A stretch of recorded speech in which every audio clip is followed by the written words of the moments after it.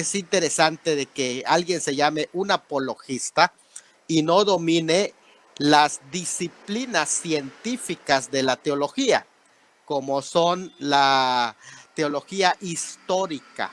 Cuando no se entiende este concepto y no se entiende cómo se sistematizaron las doctrinas y la historia de esa sistematización, pues lamentablemente se cae en ciertos en errores, bueno, no leves, sino garrafales, de estar defendiendo algo que no es, no tiene erudición. Allá yo quiero recomendar a todos los amigos que están escuchando para que sepan cómo se van formando las doctrinas, cómo se elabora la sistematización, cómo no es que se inventen, sino cómo se sistematizan las doctrinas. Yo recomiendo un libro de James Hoare que se llama El progreso del dogma. Quiero invitarles para que lo consigan y lo tengan allá como una referencia para que se den cuenta cómo se fue tocando. A cada siglo le tocó estudiar cierta doctrina y a este siglo, a partir del siglo XVIII, se empezó a tocar la escatología. Por cierto, el dispensacionalismo que fue sistematizado ya en el siglo XVIII, pero que tuvo inicios mucho antes, incluso es acorde con muchas expresiones de los padres de la iglesia que, aunque no conocieron lo que es la doctrina tal o la sistematización del dispensacionalismo, porque eso tuvo que ser posterior, pero sus declaraciones sí eran acordes a ella, porque realmente la forma de pensar de ellos se veía que estaban acorde con el dispensacionalismo, y esto es algo muy interesante. Entonces hay que sacar de nuestro vocabulario, cuando estudiamos seriamente la escritura, el término invento y entender qué significa sistematización. Esto es algo muy importante porque esto se aplica a toda la doctrina. Y ya cuando nosotros estudiamos las doctrinas, nos damos cuenta que hay ideas de los padres, incluso, mire, la Didaché misma habla de alguna manera acorde con la doctrina de las dispensaciones. ¿Por qué? Porque Riley Schaff, por ejemplo, cita en su historia de la iglesia cristiana, en su tomo 2, en la página 614, cita de la Didaché esta frase: y después aparecerán las señales de la verdad. En primer lugar, la señal de un entendimiento en el cielo. A continuación, la señal de la trompeta.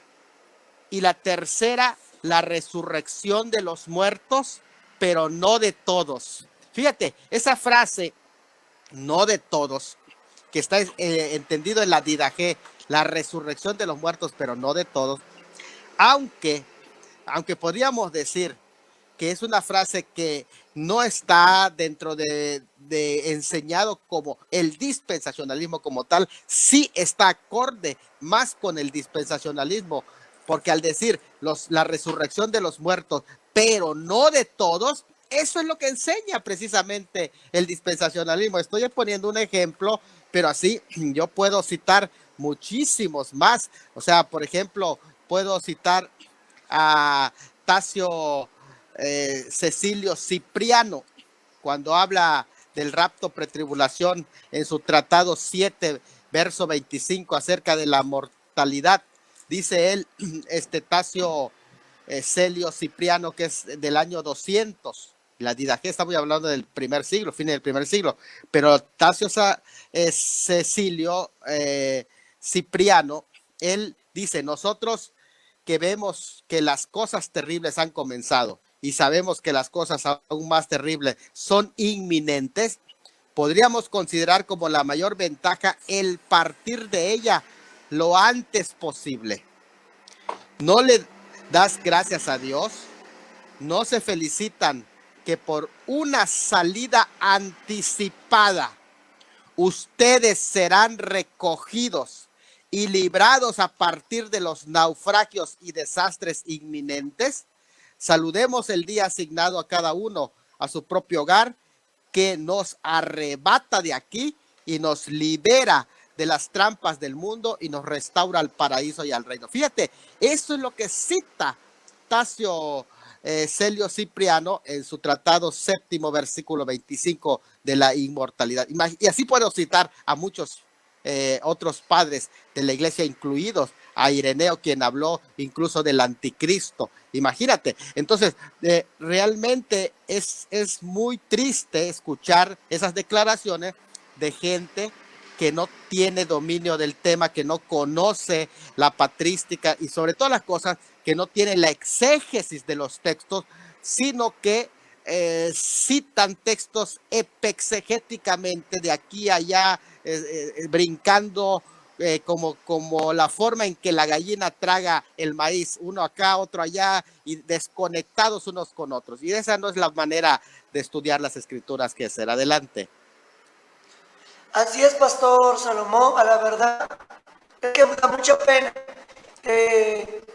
llamarse apologistas cuando verdaderamente no estudian las sagradas escrituras. Podemos entender y comprender por la luz, ¿no?, de la enseñanza bíblica, que este tema no es nuevo, ¿no? Es un tema que ya se vino hablando desde mucho tiempo, antes, desde el tiempo de la iglesia primitiva, ¿no? El término harpazo es un término muy antiguo. No podemos negarlo y tampoco cerrarnos a decir de que esto es una mentira. No sé si estamos en lo correcto, Pastor. Mire, es tan verdad eso. Bueno, en primer lugar, ya hemos hecho un estudio del término harpazo, ¿no? En otras ocasiones ya hemos mencionado el rastreo de la escritura, pero no solo del término harpazo. El harpazo es uno de los términos referidos a esa salida, pero no es la única expresión descriptiva, por cierto, no una palabra ética, sino una palabra descriptiva. Eso lo reitero por el tema de que algunos hasta eso se meten a decir, oye, que es que no es un rapto porque el Señor no viene a robar, porque no entienden el concepto griego de la expresión harpazo, ¿verdad? Ya lo expliqué en otras ocasiones que es descriptivo, el término harpazo es descriptivo y no es ético. Ahora, no solo eso, no solo esa expresión, sino los sinónimos de harpazo que se usan para describir este acto. Hay muchísimos sinónimos en el Nuevo Testamento que describen ese acto, como ya hemos mencionado, episunagoge, como nuestra reunión con él. Hemos mencionado también paralambano. Lambano también es otro de los términos. Ecfeugo, salida. Bueno, varios términos que hemos mencionado, ya los hemos explicado. Pero fíjate, muy temprano, ustedes saben que algunos entienden que uno de los discípulos de Juan fue Policarpo. ¿Se acuerdan ustedes? Uno de los discípulos de Juan fue Policarpo y uno de los discípulos de Policarpo fue precisamente Ireneo de León. Estamos hablando de 130 al 202. Imagínate que ya Ireneo, considerado prácticamente el más importante apologista, adversario del gnosticismo de ese siglo II, en su obra contra herejías, Ireneo en su libro 5, el capítulo 30, el párrafo 4, él dice, escuche esto, pero cuando este anticristo haya devastado todas las cosas en este mundo, reinará por 3 años y 6 meses y se sentará en el templo de Jerusalén. Entonces vendrá el Señor en las nubes del cielo en la gloria del Padre y lanzará a este hombre y a los que le hubieren seguido en el lago de fuego, e inaugurará para los justos los tiempos del reino.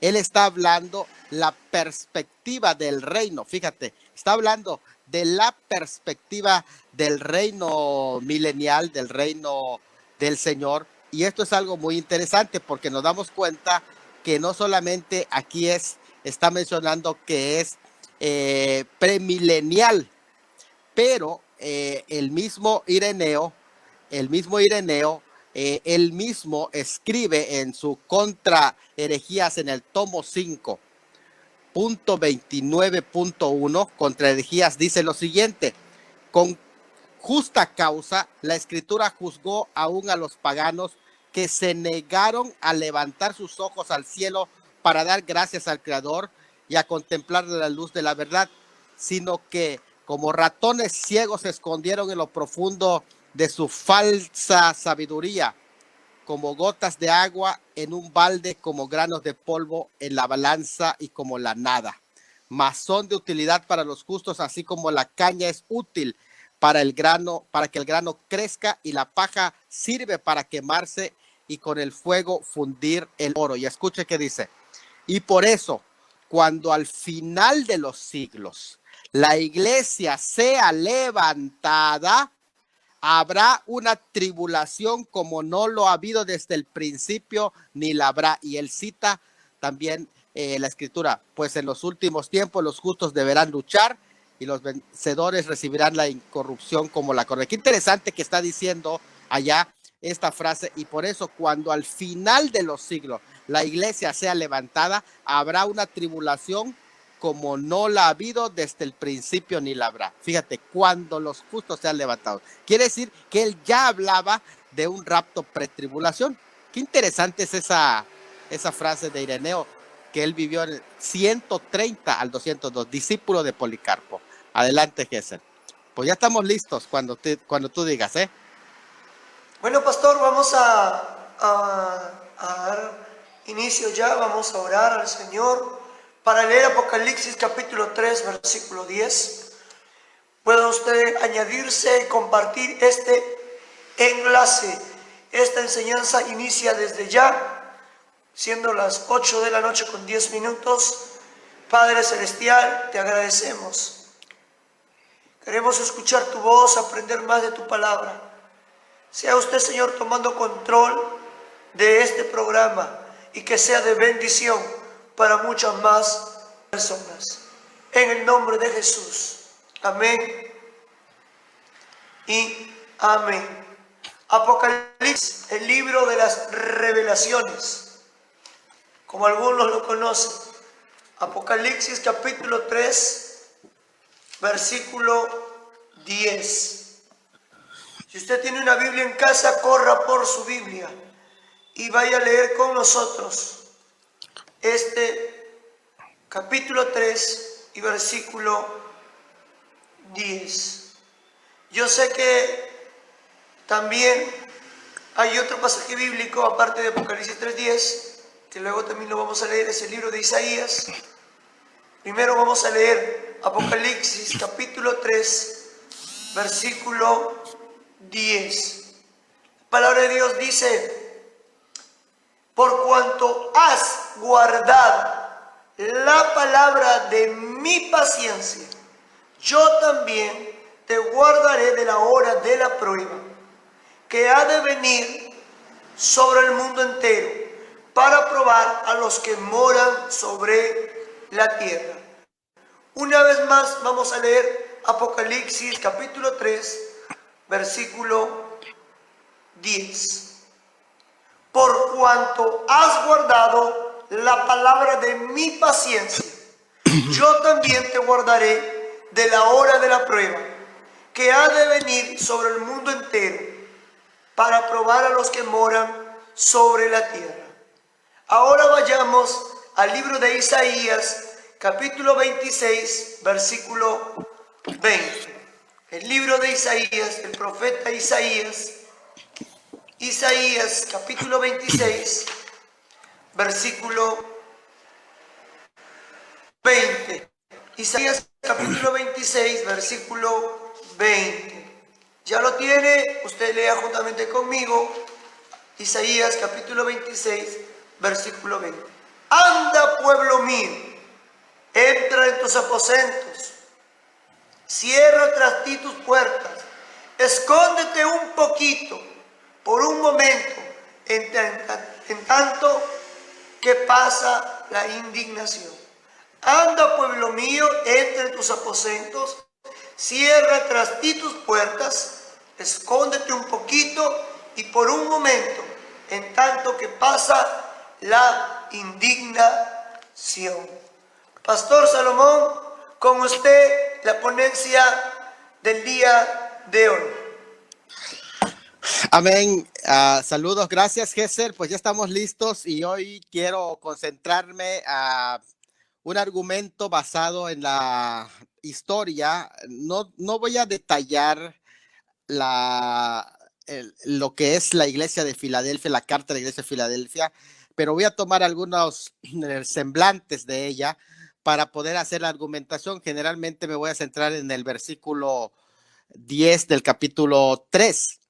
Pero la iglesia viviente, que así se le llama la iglesia de Filadelfia, la iglesia que sirve, la iglesia evangelística, la iglesia bíblica, la iglesia fiel, pues en ella encontramos prácticamente un argumento fuerte para el tema del pretribulacionismo, como vamos a ver.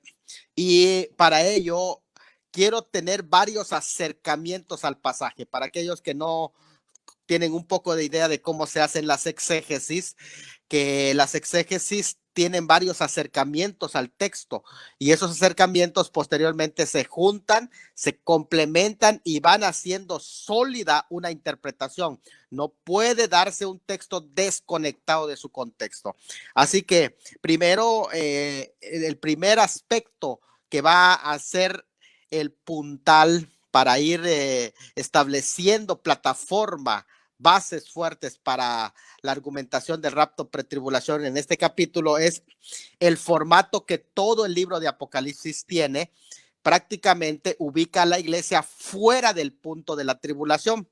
O sea que si nosotros estudiamos el libro de Apocalipsis en su formato, el mismo formato del libro, deja fuera a la iglesia del periodo de la gran tribulación, porque recuerden que del capítulo 6 al 19 de Apocalipsis está hablando de la 70ª semana de Daniel, de la última semana de Daniel, que en este momento no voy a explicar porque ya lo hemos argumentado en otras ocasiones, pero miren, hay tres cosas que debemos entender aquí: el tribunal de Cristo, la cena y las bodas del Cordero, pues prácticamente dejan a un lado a los postribulacionistas para ubicar el rapto después de la gran tribulación. Incluso, escuchen esto, me llama la atención que incluso los postribulacionistas ubican al rapto después de la Epifanía. O sea, esto es algo increíble. Si usted no lo había notado, ahora se lo voy a explicar.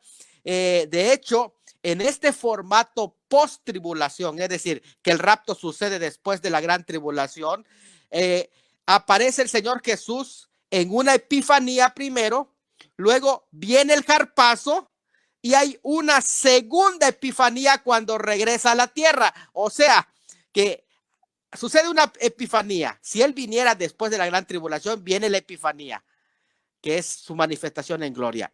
Después viene el zarpazo y después vendría una segunda epifanía para venir de las nubes a la tierra, una segunda epifanía. O sea, que para la última epifanía que ellos proponen, primeramente vendría el zarpazo y prácticamente antes del rapto una epifanía. O sea, es una cosa increíble lo que se está proponiendo, totalmente fuera del lugar. Yo sé que no es fácil hacer una cronología del libro de Apocalipsis, pero no tenemos que hacer mucho esfuerzo. Solamente tendríamos que buscar el capítulo 1, versículo 19, porque Juan, antes de hacer toda su estructura del libro, Juan tiene bien ordenado su libro. De hecho, él presenta elementos septuples dentro del libro. Y por eso es que si tú quieres organizar una estructura del libro de Apocalipsis, utilizas una menorá y en la menorá vas ubicando cada una de las 7 cosas que él presenta, de las 7 cosas con 7 partes que él presenta. El número 7 es constante en el libro de Apocalipsis. Sin embargo, en el capítulo 1, versículo 19, él establece el formato, así que tú no tienes que perderte. Él establece el formato en 1.19, ya lo he explicado en otras ocasiones con mucho detalle, pero presenta 3 secciones importantes del libro.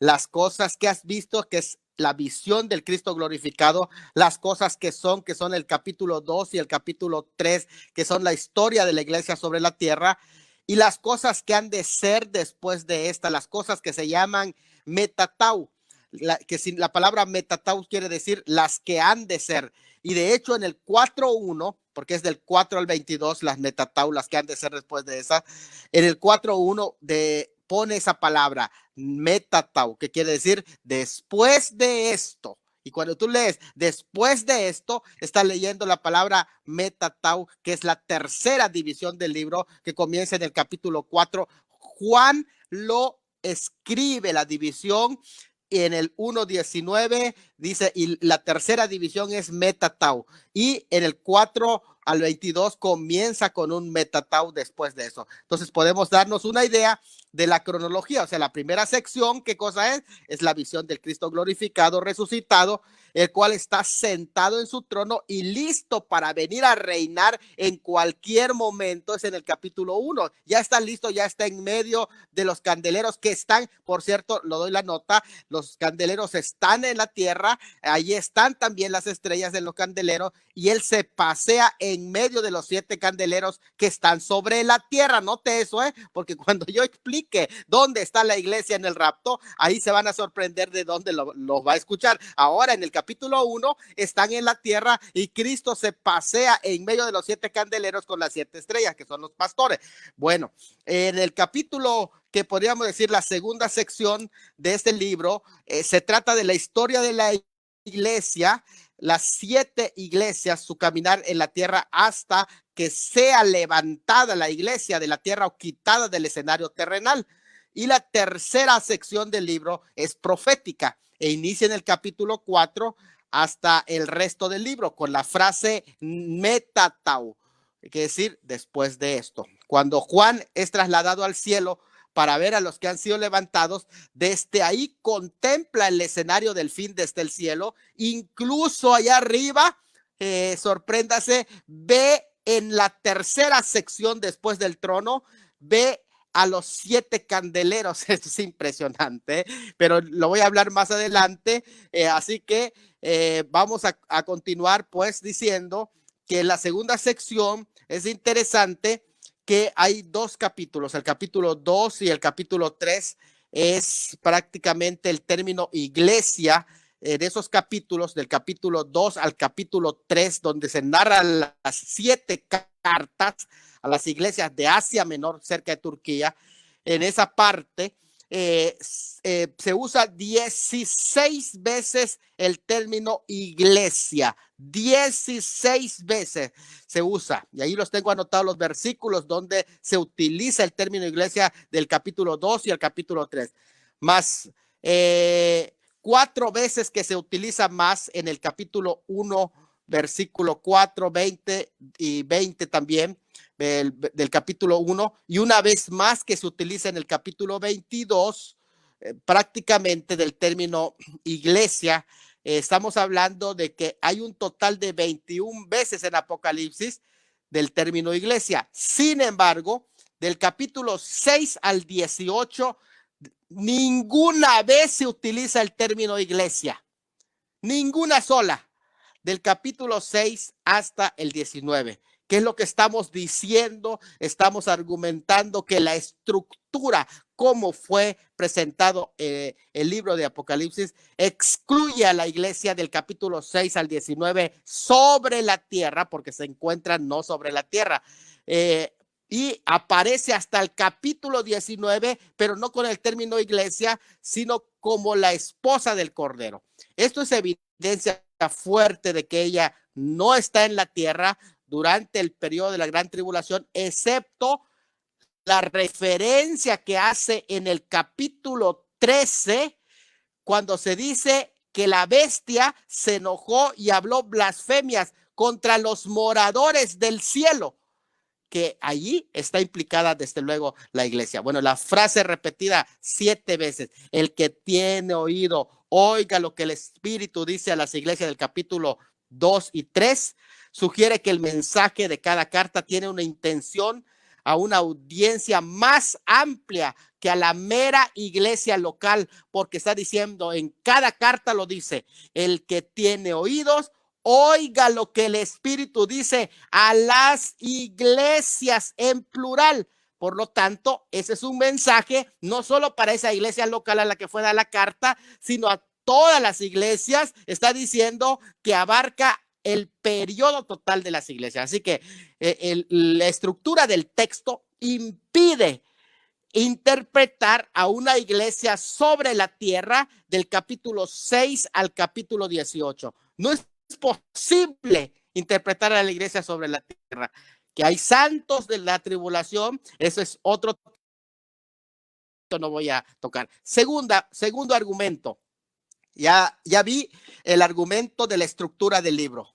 El segundo argumento es el contexto previo de la historia de la iglesia que se está hablando. Cuando digo el contexto previo, estoy diciendo que hay 2 porciones importantes de ver a la iglesia.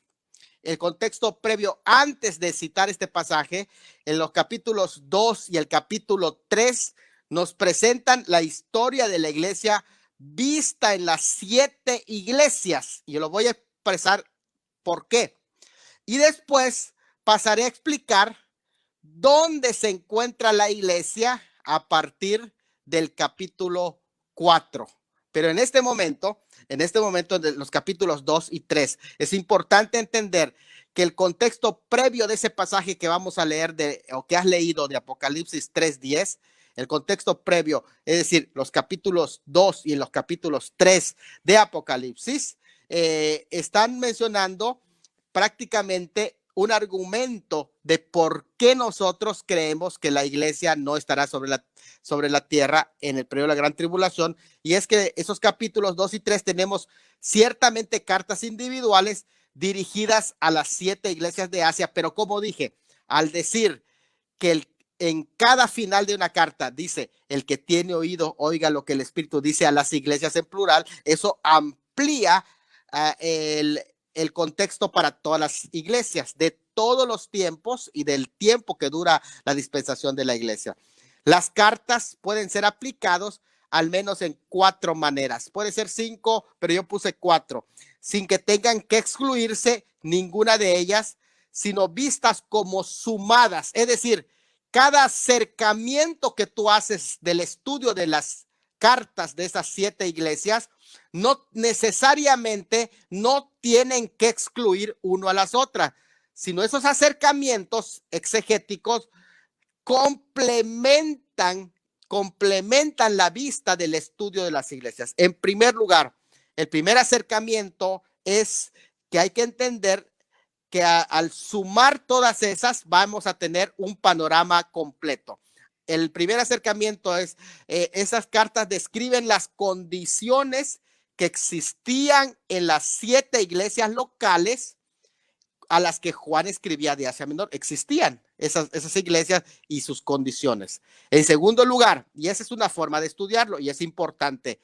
2, hablan del corazón de cada cristiano de manera individual, pero también del ambiente de cada iglesia local. O sea, que las cartas representan mi corazón, tu corazón, pero también representan el ambiente en general, la temperatura, el termómetro de cada iglesia en este momento del mundo. Y esto es algo muy interesante cuando lo aplicamos devocionalmente. En tercer lugar, ese estudio de las iglesias dan una visión de la cristiandad en la tierra en cualquier momento de su historia. Es decir, los rasgos descritos en estas cartas siempre han existido en parte, al menos en cada siglo después de Pentecostés. A este respecto, entonces, las cartas tienen unas marcadas semejanzas con las parábolas de Mateo capítulo 13, solamente que el acercamiento de las parábolas de Mateo 13, que son las parábolas del misterio del reino de los cielos, están vistas desde la perspectiva del reino, no de la iglesia. Ojo, esa es otra cosa diferente. Bueno, en cuarto lugar, estas cartas también proporcionan una visión consecutiva profética de la historia de la cristiandad, donde cada iglesia representa un periodo específico de la historia. Y es que no tengo el tiempo para hacer ese estudio ahora, pero es así como podemos decir que las épocas de la iglesia son generalmente relacionadas así. Éfeso, la iglesia al final del primer siglo, en general era encomiable, pero que había dejado su primer amor. Esmirna, desde el siglo I hasta el siglo IV, fue la iglesia que padeció 10 persecuciones bajo los emperadores romanos. Luego Pérgamo, durante los siglos IV y V, el cristianismo fue reconocido como religión oficial bajo el patrocinio de Constantino. Tiatira, desde el siglo VI hasta el XV, la iglesia católica romana dominó mayormente en la cristiandad occidental hasta que pues prácticamente fue atacada por la Reforma. En Oriente, sin embargo, dominó la iglesia ortodoxa, también atacada por el Imperio Otomano. Pero Filadelfia fue durante los siglos XVIII y XIX, donde la época que hubo grandes avivamientos y grandes movimientos misioneros, la cual fue prácticamente una época de las misiones. Y la Odisea, que es la iglesia de los últimos días, una iglesia tibia y apóstata por el liberalismo y el ecumenismo. Esto realmente, si te das cuenta, está bien estructurado de cómo se ha dado la historia de la iglesia. La plenitud de la iglesia es toda su historia. Por eso aparecen 7 iglesias. Son 7 periodos, 7 fases o 7 épocas sucesivas. Y por eso se habla de 7. Recuerda que el libro de Apocalipsis es importante, el 7. El 7 aquí es plenitud dispensacional. Es decir, que tiene que darse las 7 iglesias para que se complete todo el periodo de gracia. La historia de la iglesia sobre la tierra son la historia de 7 periodos, de 7 iglesias. O sea que si la frase plenitud de los gentiles está acorde con la plenitud del número 7, entonces aquí significaría que el final de la formación del cuerpo de Cristo, que es la iglesia, llega a su plenitud. Eso sería la plenitud de los gentiles. Plenitud en el griego es pleroma, que quiere decir hacer completo, rellenar el hueco, cumplir un periodo o cumplir una... Es interesante el término que una de las acepciones de pleroma es cumplir un periodo. Este es interesante porque incluso hasta la palabra restauración. Aquí entonces plenitud de los gentiles, ¿qué significa? Que Israel ya ha tenido endurecimiento en parte hasta que entre, que es en tiempo aoristo, entre una vez que se cierre la cuenta, dice, la plenitud de las naciones, es decir, de los no judíos, según Romanos 11:25. Ese misterio no enseñado en las profecías del Antiguo Testamento, que fue el endurecimiento de la mayoría inmensa de los judíos en este tiempo, y la mayoría de los que integran la iglesia son gentiles. Por eso se llama la plenitud de los gentiles cuando termine este periodo de la iglesia. Punto importante aquí, que prácticamente este periodo del endurecimiento en parte de Israel dio oportunidad para que los no judíos entren en gran número a las filas de la iglesia. Por tanto, la plenitud de los gentiles significa que este misterio de los gentiles acabará cuando se haya convertido el último de los gentiles en el periodo que corresponde al misterio de la iglesia. ¿Por qué misterio de la iglesia? Porque no fue revelado en el Antiguo Testamento. Entonces, una vez que llegue la plenitud de los gentiles, se reanudará el trato de Dios con Israel. En otras palabras, significa que al final de la formación del cuerpo de Cristo, cuando se completen los 7 periodos, la plenitud, entonces la iglesia será quitada, la iglesia prácticamente será quitada y comenzará a dar inicio la salvación del todo Israel, aparte de la iglesia, no en la iglesia, sino aparte de la iglesia. El remanente de 11:26 no se convertirá, de 11:26 de Romanos, no se convierte cuando dice, y luego todo Israel será salvo, sino hasta la segunda venida, pero los 144,000 judíos convertidos en el inicio de la gran tribulación serán las primicias de ese remanente que va a ocupar el reino milenial. Así que antes de que venga la salvación de todo Israel, comienzan las primicias, que son los 144,000, y cuando los 144,000 sean salvos, ya la iglesia no debe estar, porque ya entró la plenitud de los gentiles, y ahora los 144,000 pertenecen al pueblo de Israel. Así que qué maravilloso es esto, ¿no? Cuando se cumpla la plenitud de los 7 periodos de la iglesia, entonces viene el rapto, que ya estamos. Bueno, ese es el capítulo 2 y 3. El capítulo 4 y 5 de Apocalipsis, estoy hablando en general del capítulo del panorama para que entendamos el texto, pero el capítulo 4 y 5 de Apocalipsis es interesante. Miren, porque el 4 comienza con la frase netatau, que es después de esto, es decir, aquí comienza la tercera sección del libro, pero vamos a encontrar a la iglesia en el capítulo 4, que es la visión en el cielo. Si entramos al cielo en visión con Juan, en ese arrebato que él tuvo o esa visión estática que él tuvo, donde fue espiritualmente arrebatado, si tú quieres, ¿no? Vio a la iglesia. Yo quiero decirte que sí la vio. Y a lo mejor te has pasado por alto, pero te voy a mostrar algunos elementos. Miren, busque usted en el capítulo 4, versículo 5. En la cuarta capa, algunos ponen que es la tercera, para mí es la cuarta porque vienen el trono y luego vienen algunos colores que son de piedras preciosas. Después viene de dos tipos de piedras preciosas. Después viene también el mar de vidrio y viene también los 24 ancianos. Y después de los 24 ancianos viene esa visión del 4-5, que es en la cuarta capa alrededor del trono, que se habla de las 7 capas, es las 7 lámparas ardiendo. Ahora, en el versículo 5 dice que son los 7 espíritus de Dios, aunque allí se interpreta así, es algo relacionado con la iglesia. ¿Por qué? Porque en 1:20 de Apocalipsis 1:20 se interpreta que los 7 candeleros, dicen 1:20, son la iglesia en la tierra. Pero ahora ya los candeleros no están en la tierra. Cuando se empiezan a abrir los sellos, los 7 candeleros no están en la tierra, sino que ahora ya están en el cielo y están ardiendo llenos del Espíritu Santo.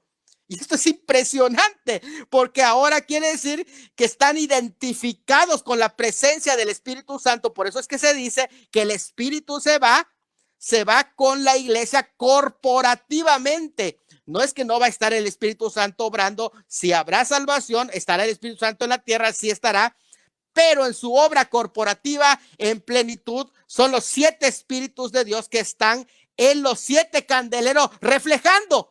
Entonces ya los candeleros no están en la tierra en donde se paseaba Jesucristo en medio de los 7 candeleros con las 7 estrellas, sino que ahora las 7 estrellas, note bien que dice allá el versículo 5, las 7 estrellas y los 7 candeleros están allá arriba en el cielo. ¿Qué está diciéndonos este pasaje? Nos está diciendo dónde está la iglesia, pero no es todo. Ahora vamos a ver que no es todo, ¿eh?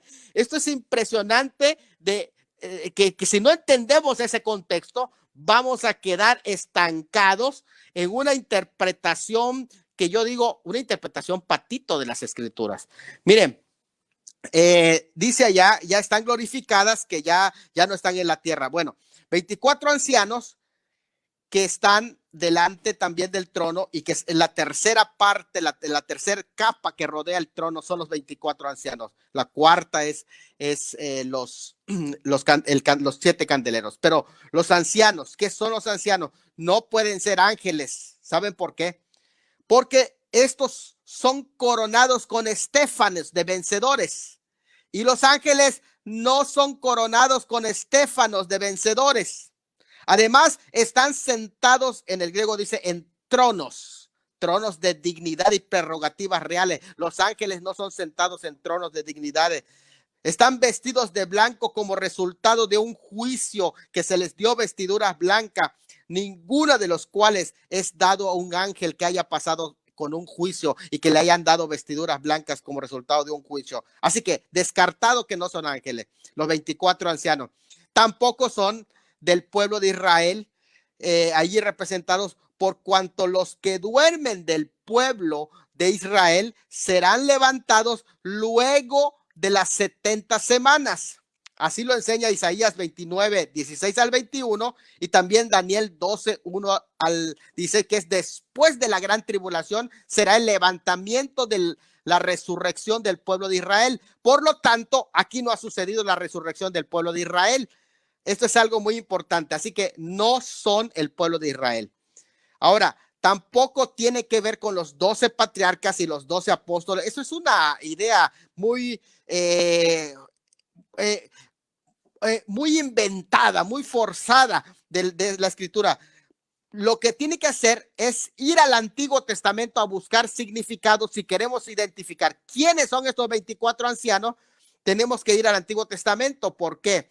Porque, fíjense, de los 404 versículos que tiene el libro de Apocalipsis, lo vuelvo a reiterar, 404 versículos que tiene el libro de Apocalipsis, más de 800 veces alude al Antiguo Testamento. Por lo tanto, esto es una enseñanza que tiene que interpretarse a la luz del Antiguo Testamento. Así que si nosotros vamos al Antiguo Testamento, nos vamos a dar cuenta que estos 24 ancianos son vistos como hombres redimidos, resucitados, representando a la iglesia como sacerdotes de 24 órdenes rotativas, que quiere decir, ya lo he explicado en otra ocasión, y esto lo voy a demostrar rápidamente, no voy a detenerme mucho, pero voy a demostrarlo rápidamente. Y cuando hablo de rotativas, estoy diciendo que la iglesia en general es vista como los 7 candeleros glorificados, ya ardiendo, llenos del Espíritu Santo. Pero, escuchen esto, pero que estos líderes que están sentados son gente de redimidos de la iglesia que rotativamente, como rotaban las 24 órdenes, entraban a ministrar cada sábado en el santuario. Se cambiaban cada sábado, cada Shabbat, se cambiaban esas órdenes y 2 veces al año le tocaba a cada orden. Esto es algo muy interesante. ¿Qué es lo que estoy diciendo? Solo a la iglesia se le prometió ser entronizada con Cristo. En Apocalipsis 3:21 se le dijo: al que venciere, le daré que se siente conmigo en mi trono. Y estos 24 ancianos están sentados. Quiere decir que debían de ser de la iglesia, porque a la iglesia se le prometió que debían de sentarse en trono. Ahora, se dice que estarán siempre con el Señor. 1 Tesalonicenses 4:17, y así estaremos siempre con el Señor. Así que el Señor está allá alrededor del trono, no sentado en el trono, porque está el Padre sentado en el trono, pero allí está como el Cordero que está ya para tomar el trono como león. Y al lado, alrededor de él, están los 24 ancianos también representando a la iglesia, y ahí está el Señor siempre con el Señor. Dice, al ser sacerdotes para Dios, están asociados con el gran sumo sacerdote que es Jesucristo, nuestro gran sacerdote. Y al ser sacerdotes para Dios, están divididos en 24 órdenes, como lo enseña Primero de Crónicas 24, 1 al 19. Léanlo. Ahí se hablan de las 24 órdenes de sacerdotes. órdenes sacerdotales que entraban al templo y se rotaban 2 veces al año, le tocaba a cada orden, no a cada persona. Eso a veces le tocaba una vez en la vida. Y así que son rotativas porque en una de esas ocasiones, durante toda la eternidad, seguramente nos va a tocar también estar en esos tronos. Ahora, dice que somos para el Señor reyes y sacerdotes, que la traducción es un sacerdocio real, o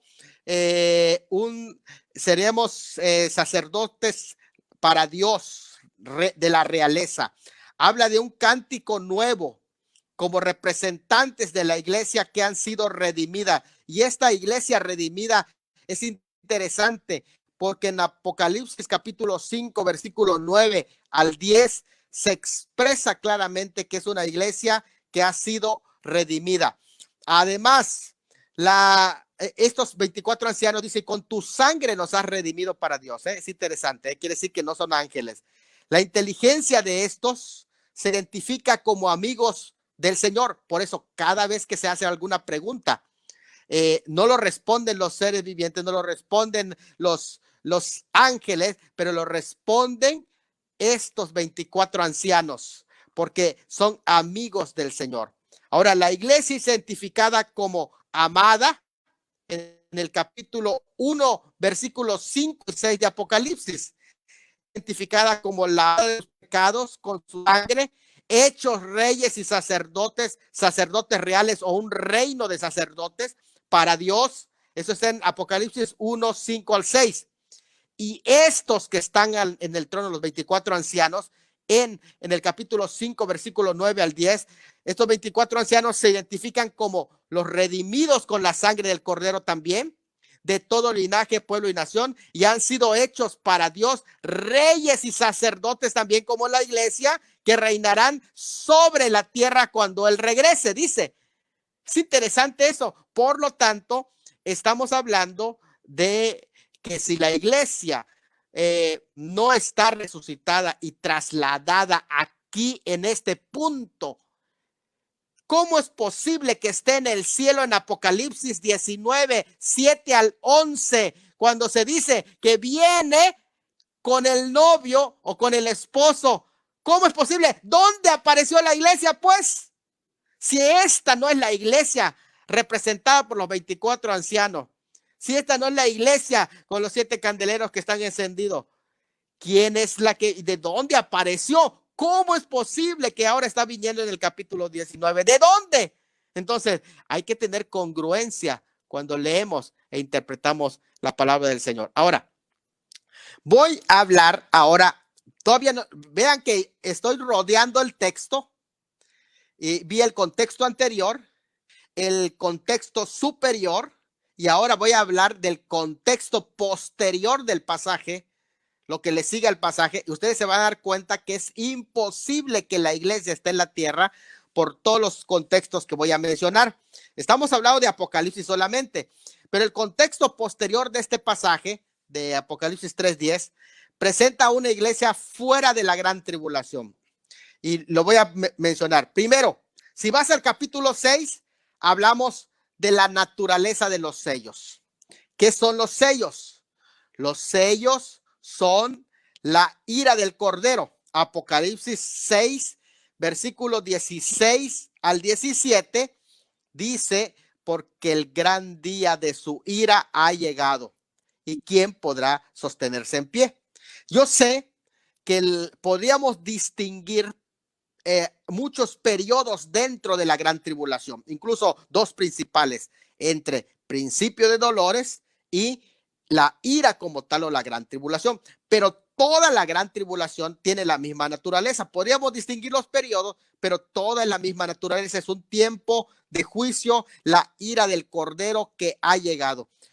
Podríamos a lo mejor hacer ciertas distinciones, pero debemos de saber que toda la gran tribulación, y no solamente parte de ella, toda la gran tribulación es la ira del Cordero. Y tenemos que entender que la iglesia no puede estar, porque esa ira del Cordero tiene que ver con hombres enjuiciados punitivamente, desde luego, para Israel y retributivamente para el mundo. Cuando digo punitivamente es que es un acto disciplinario para Israel, pero para el mundo es un castigo, es un pago para el mundo. No podríamos decir como Job, es que la iglesia tiene que pasar porque Job fue probada. Sí, pero en el caso de la gran tribulación es para hombres perdidos, no para hombres salvos. Ahora, la explicación en los paréntesis que se da en este caso del paréntesis entre la sexta y la séptima trompeta, se está diciendo que toda la serie es ira del Cordero. Y algo muy interesante que nosotros decimos, no hay necesidad que la iglesia pase por la ira, y no solamente la ira en el sentido del juicio final, sino la ira que será derramada sobre la tierra, porque el carácter de esa ira es un carácter de castigo sobre la tierra, cosa que no es necesario que pase la iglesia porque ya Cristo llevó su castigo. Ahora, si nos vamos al capítulo 7, bueno, por la naturaleza del capítulo 6, que ya nos dijo que todo el periodo es ira del Cordero, ya comenzó la ira del Cordero, por lo tanto, la iglesia no puede estar bajo la ira del Cordero porque es esposa del Cordero. Bueno, a menos que sea infiel al Cordero, entonces será una gran ramera. Pero en este caso no puede ser la iglesia la gran ramera. Ahora vamos, en el capítulo 7. Dos grupos de salvos durante la gran tribulación nos dicen que la iglesia no puede ser hallada en la tierra durante la gran tribulación. Mire, primero los 144,000. Mira, yo no voy a detallar todos los pasajes, yo puedo sacar un tema de cada uno de los que estoy mencionando, pero lo que quiero decir es lo central. Mira, si ya comenzó un periodo de salvación para el grupo 144,000, quiere decir que el trato de Dios con Israel ya comenzó. Porque si no, no tiene caso que se ponga y se especifique de qué tribu son, sino que simplemente dirían son salvos y ya sabemos que pertenecen a la iglesia. Pero este grupo no es salvado y añadido a la iglesia, sino es añadido como primicias de los que van a entrar en el reino. Los primeros salvos que van a entrar en el reino. Así que si la iglesia estuviera presente, sería una especie de fracción del cuerpo de Cristo, porque estuviera diciendo acá, a ver, estos no son de la iglesia, estos son de Israel, pero entonces ya no pertenecen al cuerpo. ¿Y dónde está la iglesia? Entonces sería una especie de choque, porque si estos son salvados en este tiempo de gracia, y todo judío o gentil, cualquiera que en este tiempo de gracia son salvados, son insertados y bautizados dentro del cuerpo de Cristo. Pero aquí se ve que no está el cuerpo de Cristo, porque estos salvados son integrados al pueblo de Israel.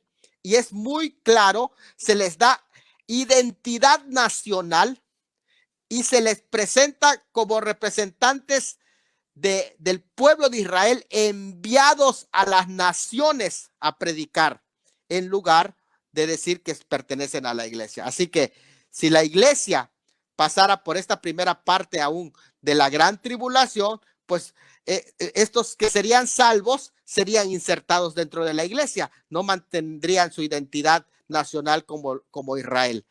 En segundo, hay una gran multitud.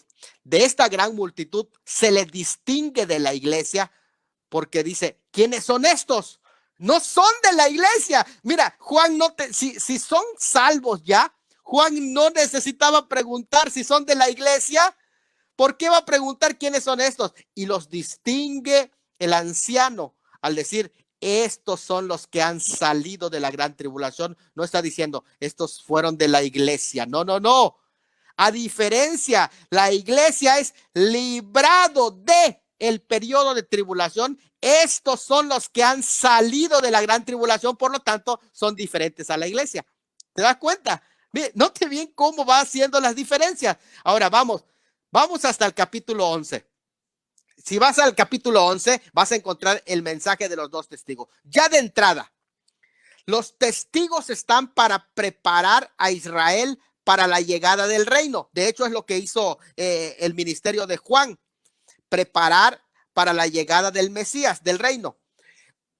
En un periodo de un Israel apóstata, en el que su ministerio es hacer volver el corazón de los hijos hacia los padres, es decir, a la ley, para que ellos se preparen para recibir al Mesías, cosa que no es necesario dentro de la iglesia. Y yo quiero dejarlo claro. En el caso de la iglesia no es necesario el ministerio del profeta Elías, no es necesario el ministerio que aquí se menciona, este tipo de ministerio, ese espíritu del profeta Elías, no es necesario, porque la iglesia prácticamente tiene la predicación, sí, ciertamente de la cruz, del mensaje de gracia, pero estos están predicando el evangelio del reino, un mensaje que está dirigido específicamente al pueblo de Israel para que ellos se preparen para recibir el reino. Esto es algo muy importante al respecto, que está llamando al arrepentimiento, a un duelo nacional, desde luego, pero su mensaje está enfocado a la predicación del evangelio del reino. Está invitando al pueblo a arrepentirse. En el caso de la iglesia ya salva por el mensaje de la cruz, simplemente. Vamos al mismo capítulo 11. Cuando llegas en el capítulo 11 y ves la cronología de las trompetas, algunos dicen, no, pues es que la séptima trompeta y aquí se va la iglesia a la mitad de la gran tribulación. Pero déjame decirte algo. Miren, hay algo muy interesante que aparece en el capítulo 10, versículo 11. En el capítulo 10, versículo 11, cuando se le dice, antes de hablar de la séptima trompeta, entre la sexta y la séptima, se le dice, vuelve a profetizar. ¿Por qué se le dice vuelve a profetizar? Porque, para que se den cuenta, los sellos son los primeros 3 años y medio. Las trompetas son los segundos 3 años y medio, por eso llega hasta la segunda venida. Y cuando se le dice en el 10, versículo 11, 10:11, vuelve a profetizar, se le da las copas, que son la última parte de las trompetas, en la séptima trompeta, la última parte, vuelve a profetizar y se vuelve a profetizar el final de la gran tribulación. Así que en ese final es donde viene la última trompeta. Pero esta última trompeta, algunos piensan, dicen, no, pues aquí está el rapto, por lo tanto el rapto sucede al final de la gran tribulación, así razonan muchos, porque aquí está la última trompeta.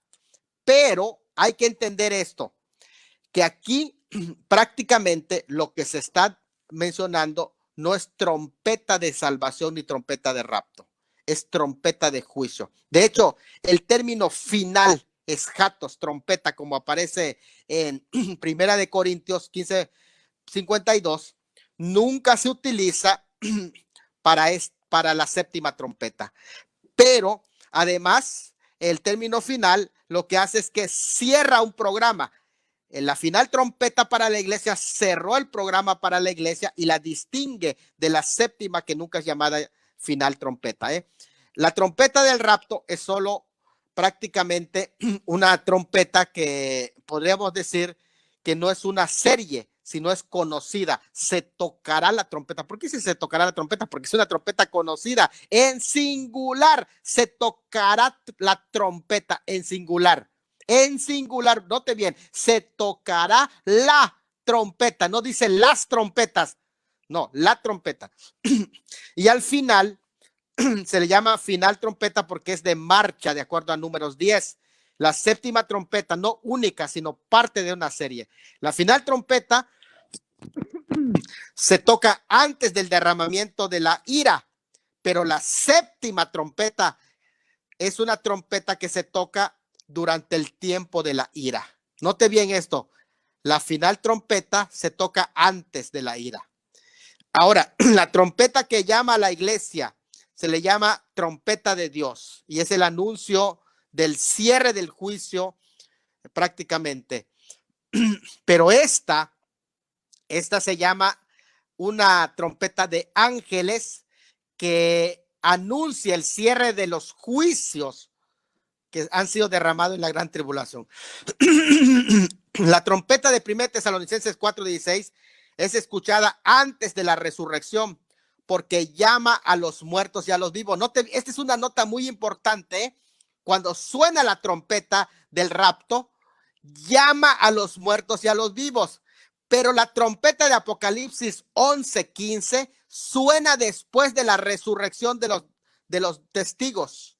Así que los testigos ya resucitaron y luego suena la trompeta. Entonces, vean que son diferentes trompetas, no hay que confundirlo.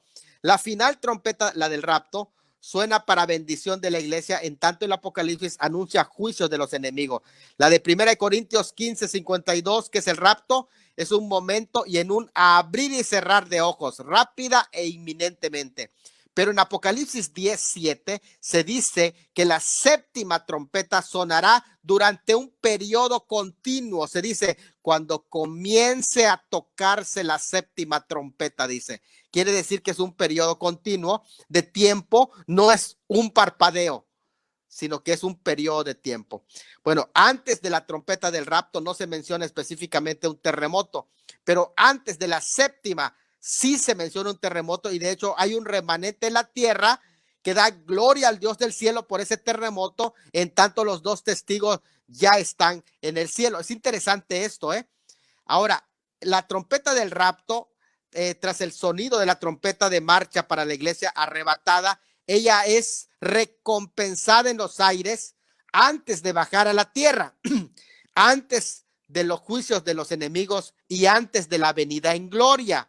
En tanto, tras el galardón a los profetas y a los santos de Apocalipsis 11:18, tras el sonido de la séptima trompeta, es la tierra, es en la tierra, después la venida en gloria y luego el juicio de los enemigos, completamente diferente. De hecho, las trompetas de Apocalipsis se terminan antes de la segunda venida del Mesías. No ha llegado la segunda venida cuando terminan, sino que siguen todavía las copas.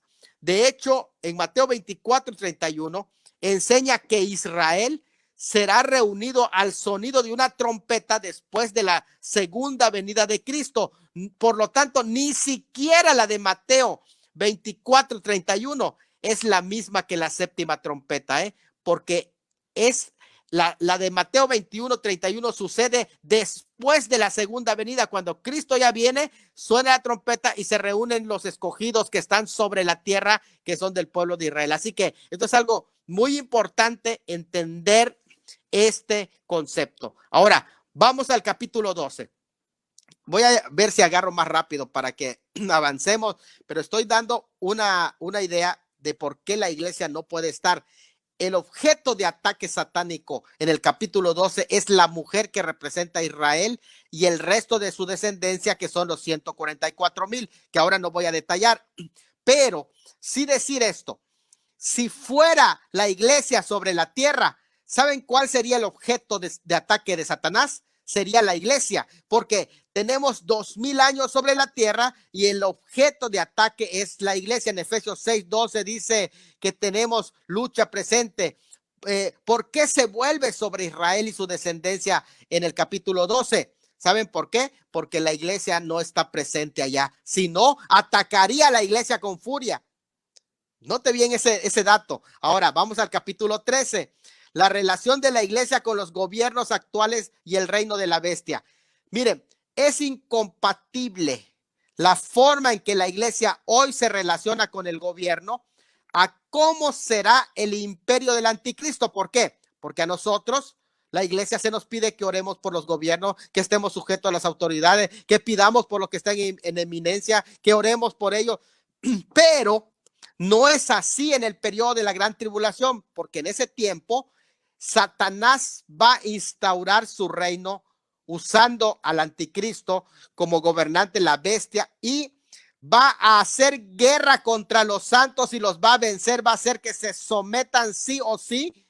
Y de esa manera, si eso pasa, está diciendo que hizo guerra contra el cuerpo de Cristo y lo venció y lo sometió, y la iglesia estaría sujeta al anticristo, al gobierno del anticristo, cosa que no es posible, porque también en ese caso su misma cabeza, que es Cristo, estuviera sujeta al anticristo. Así que ese texto de Romanos 13 no se puede aplicar al tiempo de la gran tribulación, sino al periodo de gracia solamente. Eso es por decir algo, no voy a ampliar más.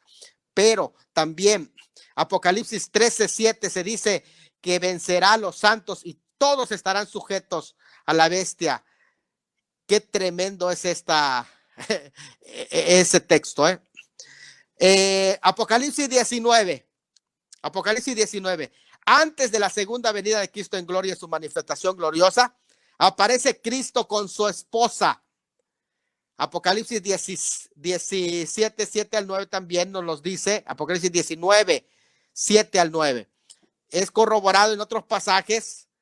Estoy en el capítulo 19, ¿sí? Todos en el capítulo 19, cuando precisamente sucede este hecho tan hermoso, que es desciende la esposa. ¿Qué está diciendo? Aún pasajes como son Mateo 25, donde dice la parábola de las vírgenes.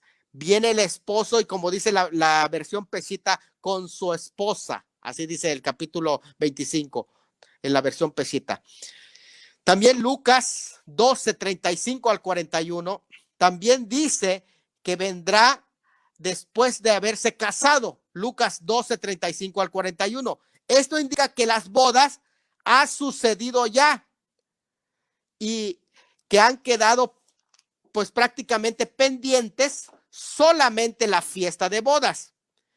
Ahora, yo voy a leer un pasaje nada más para que nos demos cuenta que él cuando viene, primeramente el de Apocalipsis 19, 7 al 9, porque ustedes ya lo conocen, que dice que vio a la esposa que se ha ataviado y está lista.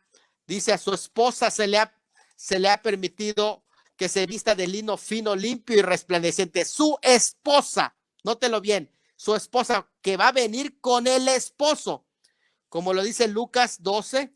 Voy a leer este pasaje de Lucas 12. Hay muchos pasajes, pero solamente voy a leer Lucas 12, 35 al 41. Dice, estén ceñidos vuestros lomos y vuestras lámparas encendidas, y vosotros sed semejantes a hombres que aguardan que su señor regrese de las bodas, para que cuando llegue llame, le abran enseguida. Y esto tiene contexto también en la parábola de las 10 vírgenes, que cuando su señor venga con su esposa de las bodas. Esto es algo muy interesante y Apocalipsis 19 es ese mismo contexto. No es el rapto, sino es la venida ya de la esposa con el esposo. Ahora, esto indica que las bodas ya sucedieron y lo único que queda pendiente es la fiesta de las bodas. No hay texto donde se presente un orden sistemático de los eventos relacionados con la iglesia en el programa de la segunda venida que diga, pues esto y esto y esto va a pasar. Lo que se hace es estudiarlo con evidencias acumulativas. Así se estudia la Biblia, hermanos. No es que, a ver, muéstrame un texto donde están así paso a paso. Así paso a paso no lo vas a encontrar, pero si usted lee sistemáticamente la escritura, te vas a dar cuenta que si ya se casó, ¿en dónde tendría que darse los otros elementos? Si ya está vestida y ataviada, cuando dice, y a su esposa se le ha concedido que se vista de lino fino, limpio y resplandeciente, porque el fino, no limpio y resplandeciente son las acciones justas de los santos, quiere decir que ya ha sido recompensada. Entonces, ¿dónde la recompensaron? Antes de la segunda venida. ¿Pero en qué momento? Entonces, requiere que haya un intervalo en primer lugar entre el rapto y la manifestación gloriosa. El rapto es harpazo, la manifestación gloriosa es la epifanía. Así que tienes que haber una diferencia entre el harpazo y la epifanía, porque el harpazo es su venida por sus santos, como lo dice en Juan 14, 1 al 3, y epifanía es su venida con sus santos, como lo dice Zacarías 14, 5. 1 Tesalonicenses 3:13 y Judas 14. Harpazo viene por su esposa que le espera. Epifanía viene con su esposa que le acompaña. Es muy diferente el harpazo porque es la esposa que le espera. Viene por su esposa que le espera. Epifanía viene con su esposa que le acompaña. Ya no le espera, ahora le acompaña en la Epifanía. Harpazo es la remoción de los creyentes y Epifanía es la manifestación de los hijos de Dios. Harpazo es un arrebatamiento, en el aire, y Epifanía es un regreso a la tierra completamente diferente. Harpazo es con voz de mando, con trompeta de Dios. Epifanía no menciona ni grito ni voz de mando. Harpazo aparece para los creyentes solamente. Epifanía va a revelarse incluso a los que le traspasaron. Así lo dice. Harpazo es solamente para aquellos que están en Cristo, es decir, que han sido bautizados en el cuerpo de Cristo. Epifanía incluye a Israel redimido y a los gentiles redimidos. Harpazo es el propósito de Cristo en cuanto a la iglesia, es presentarla a su esposa, a sí mismo y al Padre. En tanto, en la Epifanía, el propósito es para juzgar a los injustos de la tierra y para restaurar el reino del Señor Jesús en la tierra. Harpazo tiene su analogía del levantamiento de una novia durante una boda judía y a la unión que estos conlleva, que ambos conlleva. Ocurre en el inicio de la semana matrimonial de 7 días, como lo dice Génesis 29, 22 al 28 y Jueces 14, 1 al 18. Epifanía tiene su analogía con la fiesta de un matrimonio que ocurre luego del periodo de la semana de boda, el regreso de la luna de miel, como lo dice Lucas 12, 36 y Apocalipsis 19. Harpazo, los cristianos seremos cambiados.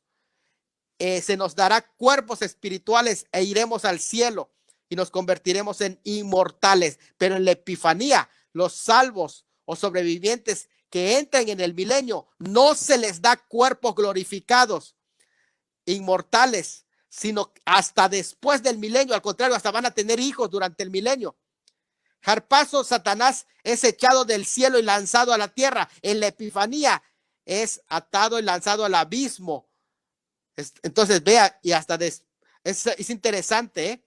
Harpazo sucede en un momento, en un abrir y cerrar de ojos. Epifanía será un proceso de guerras en lugares específicos como Edom, Bosra, Megiddo, Armagedón, Jerusalén. Está claramente cómo va a ir ese proceso de guerras. Harpazo es inminente sin señales previas. Epifanía está precedida por muchas señales, como lo dice Mateo 24. Harpazo, para el que no vela, ocurre como ladrón en la noche, en una hora que no lo sabe, a la hora que no piensa porque está descuidado, porque nadie sabe. Epifanía ocurre después de la gran tribulación, después de los 3 años y medio, después de la abominación desoladora, 3 años y medio después ocurre la Epifanía, está cronometrado. Harpazo, Cristo viene a salvarnos de la ira que ha de venir. La Epifanía, Cristo regresa montado en un caballo blanco, ya con ira sobre el mundo. Harpazo es un mensaje de esperanza y alivio. Epifanía es un mensaje de juicio y pesar. Puedo seguir dando una lista larga en diferencia entre Harpazo y Epifanía. Yo aquí puedo continuar, pero lo que quiero decir es que hay una diferencia grande entre ambos acontecimientos, completamente diferente. Y entre Harpazo y Epifanía tiene que haber un tiempo, porque tiene que haber en ese encuentro en 1 Tesalonicenses 4:17, algunos dicen, mire que ahí la palabra encuentro que se va a encontrar con el Señor en 4:17 es apantesis. Y ellos dicen, eso quiere decir que ahí se encuentra la iglesia con Cristo y viene rápido a la tierra. No necesariamente tiene que venir instantáneamente a la tierra. De hecho, tiene que haber un remanente de Israel que espera a Cristo en la tierra en su segunda venida. Esto quiere decir que después del arrebatamiento tiene que prepararse ese remanente que le va a esperar, ese remanente salvo. Porque, miren, note bien esto. Si la iglesia es arrebatada y luego viene con Cristo, ¿quién le está esperando en la tierra? Nadie, porque ya arrebató a los que le esperan. y en la tierra nadie le estaría esperando. Entonces no es lógico. Tiene que haber un tiempo en el que haya un remanente que durante la gran tribulación, que son los ayes, vaya recibiendo la presión para que se arrepienta y busquen a Dios, y entonces le esperen en la segunda venida después del jarpazo, por lo menos unos 7 años. Pero hay otra cosa. Esto es importante porque fíjate que es interesante, porque si los que vienen, si en la segunda venida son creyentes los que le están esperando en la tierra, entonces ¿con quiénes viene el Señor? Esto es algo muy importante. Porque si son creyentes los que le están esperando, ¿por qué no los llevó en el rapto? ¿Por qué no los llevó en el rapto si son creyentes los que lo están esperando? Bueno, ¿por qué? Porque su venida epifanía no fue inmediata. Tuvo que haber un tiempo de espacio para preparar a esos que le van a esperar en su epifanía. ¿O acaso los judíos, los cuales él cumplirá la promesa de los pactos, y los gentiles serán de alguna manera beneficiados de su reino, no serán creyentes salvos en su regreso? Sí van a ser creyentes salvos en su regreso. Y si son creyentes salvos, ¿por qué no se fueron en el rapto? ¿Sabes por qué? Porque cuando vino el rapto ellos todavía no estaban preparados y necesitaban un tiempo de prepararse para que al final le esperen, y ellos son los que van a clamar al Señor para que venga a librarlos, y es entonces que aparecerá el Señor. Es decir, si todos los salvos son arrebatados para ocupar la posición de la iglesia, ¿con quiénes cumplirá Dios la promesa de reinar y quiénes serán los súbditos en el reino? Es un caos esa doctrina del post-tribulacionismo, un caos. Así que esto es algo muy interesante, y además hay 3 eventos por lo menos relacionados con la iglesia que deben cumplirse después de su traslación, que son el tribunal de Cristo, porque ahí lo dice que han sido recompensados. La presentación de la iglesia como dádiva al Padre, según Efesios 5, 25 al 27 y Judas 24. Y tercero, las bodas del Cordero que tiene que darse. 3 cosas tienen que darse, y eso requiere un periodo de tiempo, por lo menos de 7 años que tenemos aquí contemplado. Y por último, Apocalipsis 20. No olvidemos que los términos día del Señor, aquel día o día postrero, ese día no se refiere a un día de 24 horas, sino que se refiere a la 70ª semana, que es la semana de la gran tribulación. Y es aquí en donde se habla de este día, del día cuando van a resucitar. En ese día van a resucitar también los pertenecientes a la primera resurrección. En Apocalipsis 20, ¿por qué no se menciona la resurrección de la iglesia? ¿Saben por qué? Porque no es necesario. Porque ellos ya han sido resucitados, los muertos en Cristo ya están resucitados. No tiene por qué mencionarlo en Apocalipsis 20, por favor. Solo está hablando de los mártires que fueron muertos durante el periodo de la gran tribulación y el pueblo de Israel, pero no de la iglesia. ¿Por qué? Porque la iglesia ya ha resucitado. Así que el incluir en este grupo a los muertos en Cristo en el capítulo 20 es añadir lo que la escritura no está diciendo en el pasaje. Es una suposición basada en el silencio. No, esto no es la iglesia la que resucita en el capítulo 20. Son los mártires de la gran tribulación. La primera resurrección, desde luego, está compuesta por un grupo grande, pero este del capítulo 20 es parte de esa primera resurrección, pero no la única, y que incluso no incluye a la iglesia. Ahora, voy a dejar espacio para preguntas y luego entro a explicar Apocalipsis 3:10, porque ustedes ya tienen este panorama. Voy a dejar espacio para preguntas. Ya con esto voy a dedicarme en la segunda sección a explicar Apocalipsis 3:10. Adelante.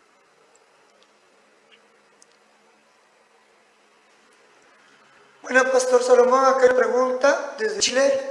Pastor Salomón, ¿y los de Apocalipsis 6:9 y Apocalipsis 7:9 aparecen en el cielo antes de la Epifanía?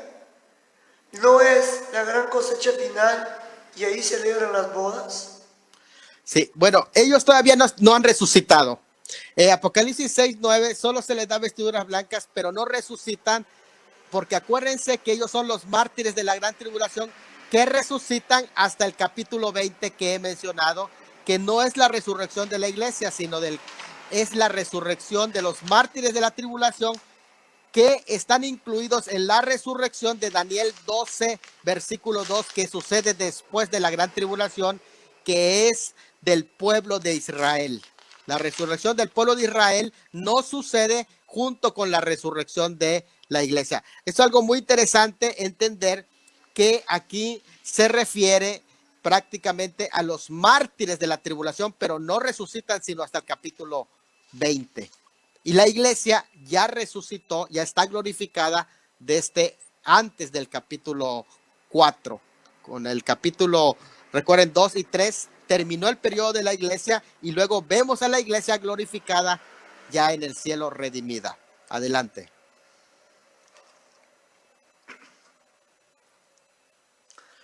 Bueno, había otra pregunta por acá, pero bueno, algo así. También fue la siguiente. Si salieron, ¿es porque entraron a la gran tribulación? Es correcto, es correcto.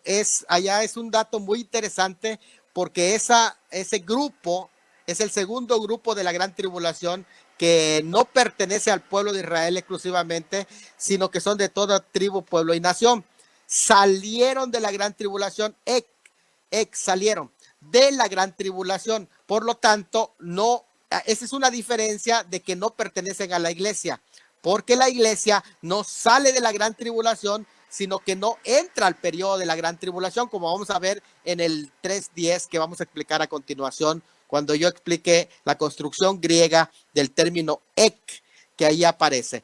Pero es correcto y es una diferencia de que este grupo no pertenece a la iglesia, porque la iglesia no sale de la gran tribulación, sino que es exenta de la gran tribulación. Adelante, Gesser.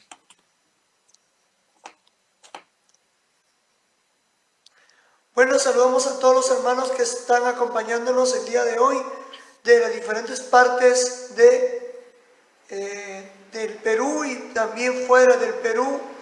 Agradecerle a Dios porque día a día este programa sigue siendo sintonizado. Saludamos al pastor Mario César Caranina, que él es el presidente de la Iglesia Asamblea de Dios en el Perú, en la cual yo pertenezco.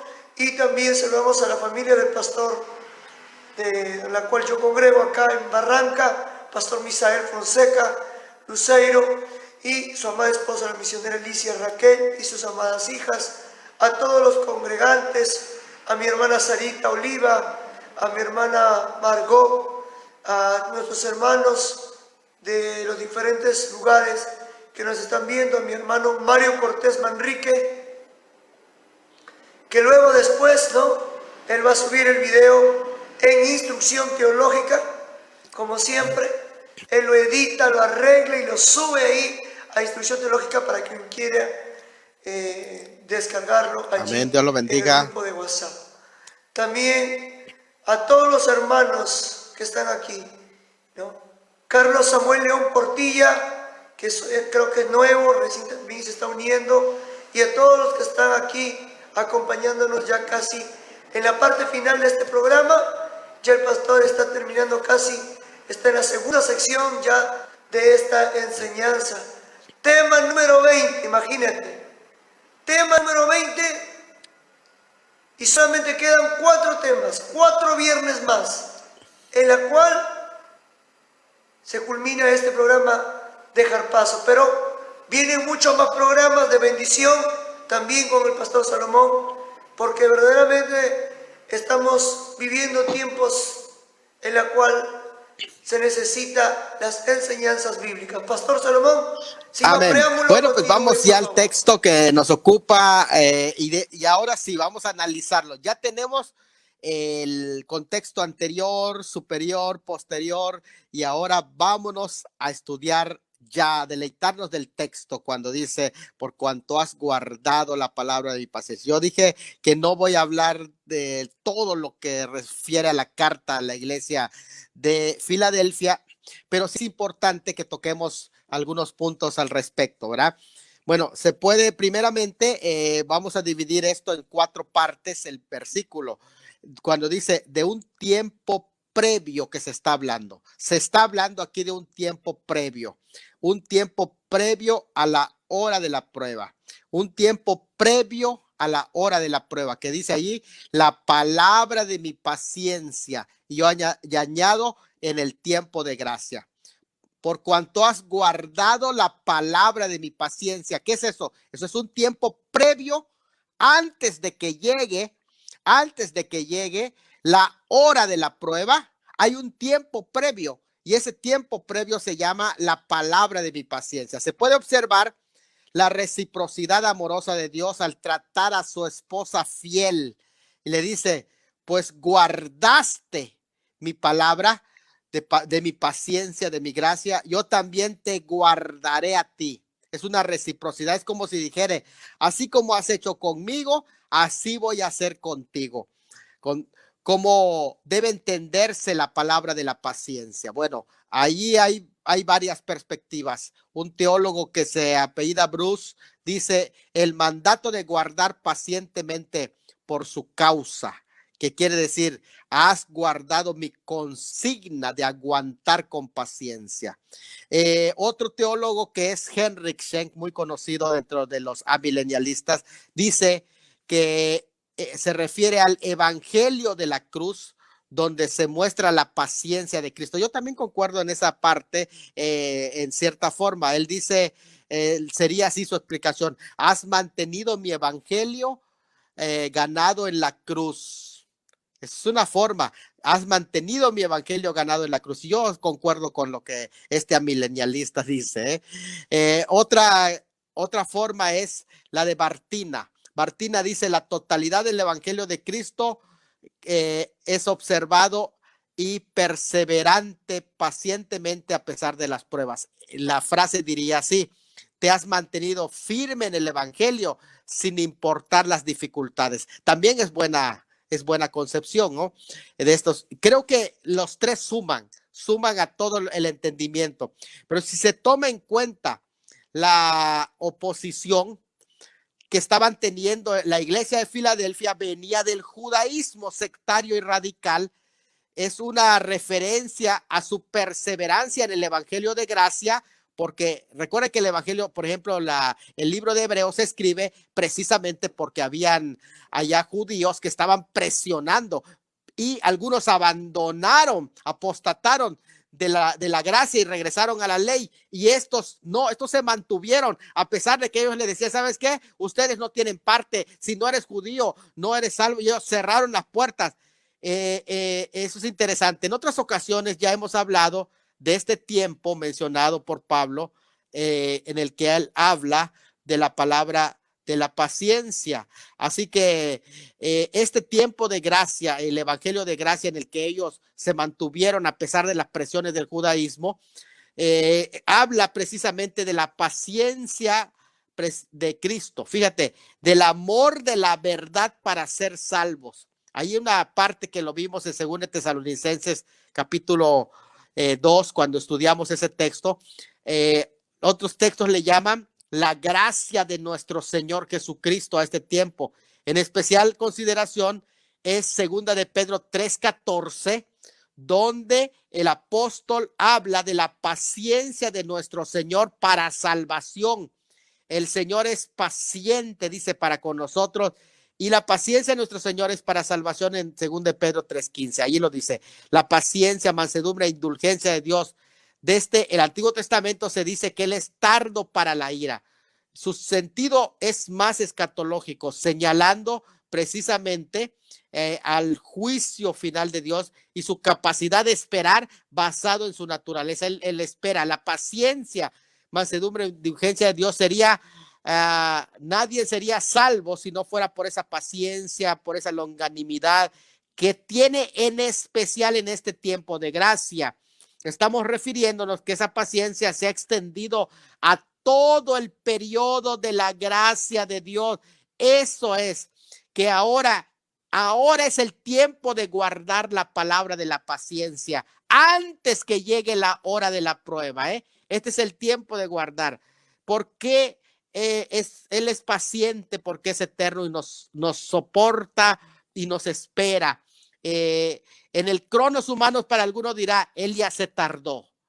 Pero en el kairos de Dios, un día son como 1000 años y 1000 años como un día. Por lo tanto, no ha pasado tiempo, solo está esperando con paciencia. La paciencia del Señor es para salvación. En el tiempo de gracia va a culminar con el arrebatamiento de la iglesia. Luego viene la prueba sobre el mundo entero en la hora de la prueba.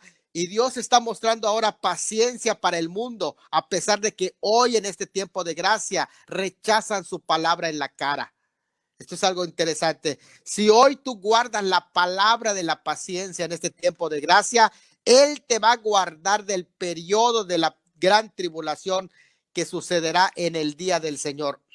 Desde la óptica futura, la hora de la prueba, óigalo bien, viene de alguna manera, es algo futura, desde la óptica futura. Hora de la prueba, podemos decir que es algo futuro, y haber guardado la palabra de la paciencia desde la óptica de la hora de la prueba es algo del pasado. O sea, ¿cómo me puedo explicar? La hora de la prueba, cuando la hora de la prueba llegue, la palabra de la paciencia que han guardado ya quedó en el pasado, es cosa del pasado. Así que no es una promesa de que te va a capacitar para que cuando llegue la hora de la prueba tengas paciencia para enfrentar. No, no, no.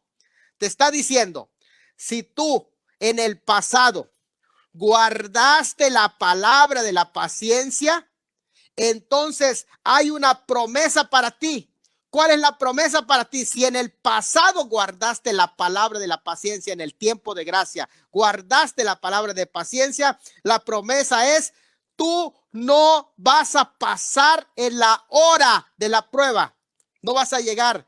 Tu recompensa va a ser exención de esa hora de la prueba. Entonces es algo muy importante. Te está diciendo que hoy en el tiempo de gracia guardes la palabra de la paciencia para que no llegues a la hora de la prueba. Esa es la promesa que el Señor te da si hoy guardas la palabra de su paciencia. Así que, ¿qué caso tiene que guardes hoy la palabra de la paciencia y luego al final de todas maneras vas a pasar en la hora de la prueba? Eso no es la promesa. Además, si la hora de la prueba es un castigo por el pecado, Cristo ya llevó el castigo de los redimidos en esta dispensación de la gracia. No tienen que ser castigados otra vez porque Él es nuestro sustituto. La vida mundana del creyente carnal, de alguna manera, va a ser tratado en el tribunal de Cristo, y eso es otra cosa diferente. Muy bien, ya vimos lo que es el periodo previo, que es la palabra de mi paciencia. 2, promesa de Dios para su iglesia fiel. Te guardaré de. ¿Qué Dios prometió a su iglesia fiel? Te guardaré de. Esta promesa de exención de la gran tribulación, te guardaré de. Es interesante, en el griego no dice te guardaré en la hora de la prueba, sino dice te guardaré de. La preposición es ek, e y k, ek. Se trata de una liberación o remoción del escenario de los sufrimientos antes que la hora de la prueba comience. Lo que interpretan aquellos que dicen, miren, ¿sabes qué? Lo que Dios está diciendo es que te va a guardar, preservar en medio de la prueba. Y aplican Juan 17:15, no te pido que los saques del mundo, sino que los guardes del mal. Santiago 1:27, Apocalipsis 7:14 del pasaje, porque estos son los que han salido de la gran tribulación. Bueno, vamos a ver qué dice. La preposición ek en griego puede significar salir de algo, sí. Sin embargo, no es el único uso. Por ejemplo, en 2 Timoteo 4:17, Pablo, recordando los peligros que le rodearon en Efesio, dice, fui librado de la boca del león. No estaba dentro de la boca, estaba muy cerca, pero no entró en la boca. Fui librado de la boca del león. ¿No te viene eso interesante? Ahora, pero en Juan 17:15, cuando dice allá, no te pido que los saques del mundo, sino que los guardes del mal, no está hablando del rapto, desde luego. Lo que Jesús pide es que sus discípulos sean guardados fuera del alcance de la influencia del enemigo, que sean librados de sus asaltos externos y de dormirse dentro de los dominios del diablo. Pero no pide que sean removidos de la escena de la actividad satánica. Jesús, de hecho, no está pidiendo que los saquen del mundo lleno de pruebas, sino que en el momento de ellas sean guardados mientras atraviesan las pruebas, es decir, preservados a través de las pruebas. Pero en Apocalipsis 3:10 no pide que los creyentes sean librados de la prueba. Aquí se utiliza el término prueba en Apocalipsis en singular, no pruebas en plural, prueba, porque se trata de una prueba singular, sino de la hora misma de la prueba. No es lo mismo ser guardado de la prueba que de la hora de la prueba, porque el Señor ahí no le está prometiendo te guardaré de la prueba, no, le está diciendo te guardaré de la hora, es decir, del tiempo. Cuando dice de la hora de la prueba, está hablando del tiempo, cuando se derramen los juicios de Dios sobre la humanidad inicua. Él está ofreciéndole a la iglesia exención del tiempo de la prueba. Santiago 1:27 habla de tribulaciones comunes, porque alguien dice, mira aquí, ve que las viudas sufren tribulaciones. Sí, pero son tribulaciones comunes. Leve tribulación momentánea, dice 2 Corintios 4:17.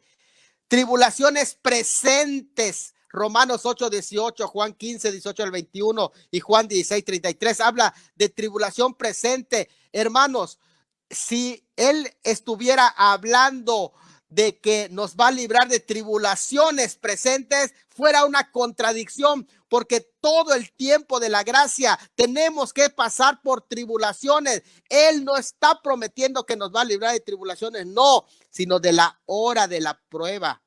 Esto es algo muy interesante, no de las tribulaciones presentes a causa del padecimiento de que la iglesia tiene que pasar por su fe, sino que está hablando de la tribulación escatológica, de la hora de la prueba que viene sobre el mundo entero. En Apocalipsis 3:10 habla de una futura hora escatológica que viene. Interesante que allá dice, te guardaré de la hora de la prueba que viene. La palabra viene es erchetai, y erchestai quiere decir que está en futuro, es escatológico. Y la razón de su libramiento es que ha padecido por causa de Cristo en este tiempo de tribulaciones. Por lo que esta promesa de remoción de la tierra antes que comience la hora de la prueba sirve para que la iglesia se anime, se aliente y pueda levantarse el ánimo. Para eso le sirve esa promesa. La hora es el periodo de tiempo durante el cual existirá esa prueba.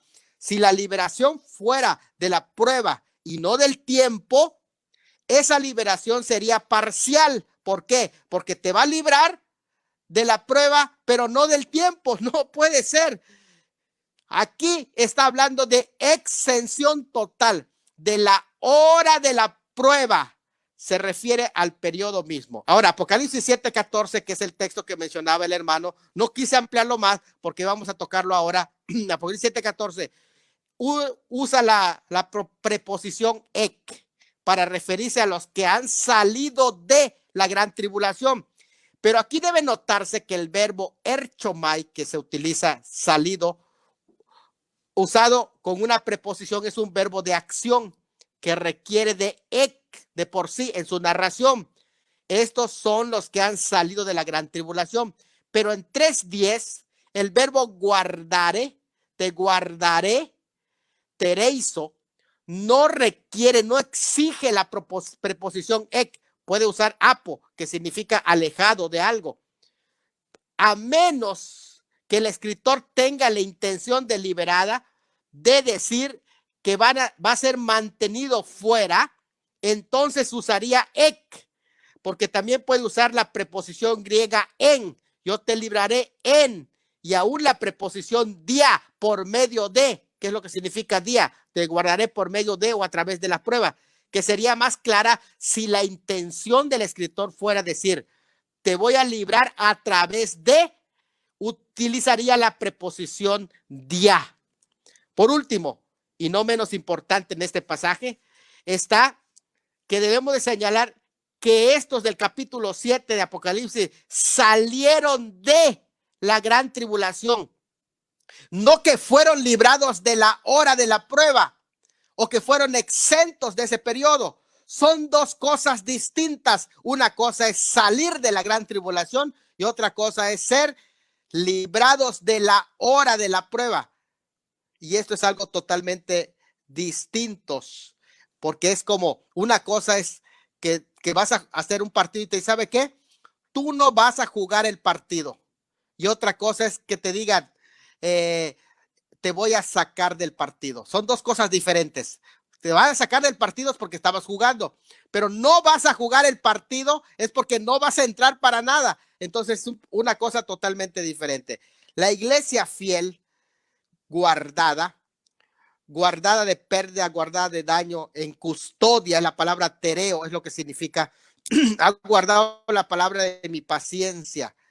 Y es por eso que será guardado de este periodo de la gran tribulación. Cuando se usa el verbo tereo, significa que uno no solamente persevere o permanezca firme en alguna cosa, pero cuando se usa el término eka, significa guardar para que uno escape con seguridad de ella, dice el léxico de Taller. Vuelvo a reiterarlo. El léxico de Taller dice, cuando se usa el verbo tereo, con o en, significa que uno persevere o permanezca. Si hubiera usado el término tereo, permanecer, pero, dice allá, pero cuando se usa ek, significa guardar para que uno escape con seguridad de ella, dice el léxico de Taller. Aquí se usa con ek fuera de, indicando que Juan precisamente al decir esto está prometiendo Cristo está prometiendo remoción de la esfera de la prueba, no preservación en medio de la prueba. Así que la preposición ex significa de en medio de, pero si es por inmunidad o por ser traídos con seguridad a través de, la preposición no define claramente. De modo que gramaticalmente no puede significar pasar ileso por el mal, sino perfectamente inmunidad contra. Dice que cuando se usa con soso, que es salvar, y tereso, que es guardar, no necesita llegar al momento de lo que es salvado, dice Westcott. Está diciendo, por lo tanto, que cuando dice te guardaré de, no tiene que llegar a la hora de la prueba. Te está diciendo, no vas a llegar a esa hora. Sí, es muy claro esto. Dos ejemplos claros respecto a esto. Está en 2 Corintios 1:10, Juan 12:27, que no los voy a poner, pero es muy claro donde dice, ¿por qué escribiría el apóstol ectes horas de la hora cuando si él quería expresar otra cosa que iba a ser guardada la iglesia en ese periodo, podría escribir en tejora, en la hora, si eso quería comunicar, pero ¿sabes qué? Que el Espíritu Santo escogió ek para mostrar que la iglesia no va a pasar por ese periodo, es ek, y esto es completamente nulo. Westby dice que la referencia, Westby, que es un comentarista muy destacado, dice que la referencia inmediata a la frase te guardaré sería la persecución oficial romana que venía y que no le iba a tocar a la iglesia, pero de a largo alcance se refiere a la tribulación que caerá antes del regreso del Señor Jesucristo para establecer su reino, de la cual también sería librada la iglesia.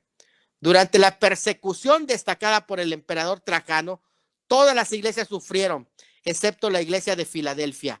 Más tarde, cuando las iglesias de Asia Menor prácticamente fueron exterminadas por los seguidores del Islam, para sorpresa de todos, la iglesia de Filadelfia quedó intacta y permaneció en adelante cual torre de guarda en el desierto. En el siglo XIV, Tamerlán, conquistador tártaro, borró totalmente todas las iglesias de Asia Menor, pero la pequeña iglesia de Filadelfia nuevamente fue protegida como un milagro, y aún los del Islam no podían comprender esto y la llamaron Al-Ashir, que quiere decir ciudad de Dios.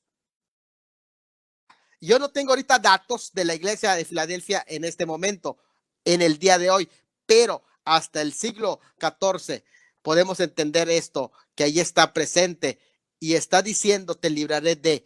El creyente en la dispensación de la gracia tiene que sufrir como un peregrino, odiado por el mundo, pero por la misericordia de Dios no sufrirá con el mundo en la gran tribulación. Esto es lo que le está diciendo a la iglesia. En tercer punto que yo encuentro es de la hora de la prueba. La hora de la prueba es la gran tribulación.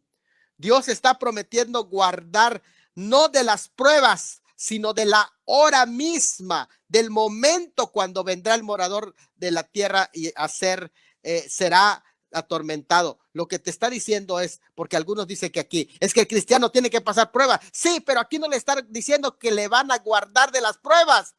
Le está diciendo: te voy a guardar de la hora de la prueba.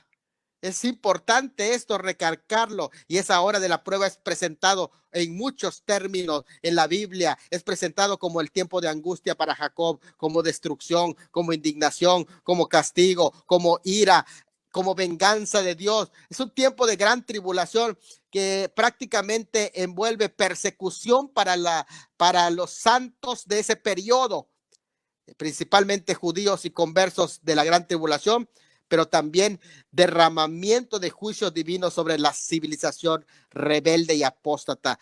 En el tiempo del anticristo, el martirio de los santos probará su salvación. Es el mismo acto del martirio en el que ellos van a conquistar a la bestia.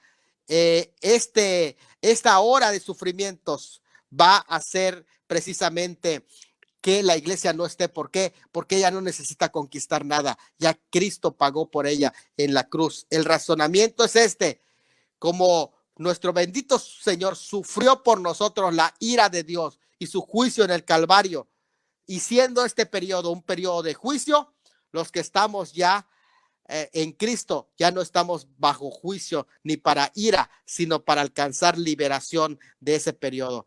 Aquí el contraste irá para los que están en tinieblas sobre la tierra y salvación para nosotros en el traslado. Ahora, cuarto, el alcance de esta hora de la prueba para probar, dice, sobre el mundo entero. El carácter que aquí se está diciendo del mundo.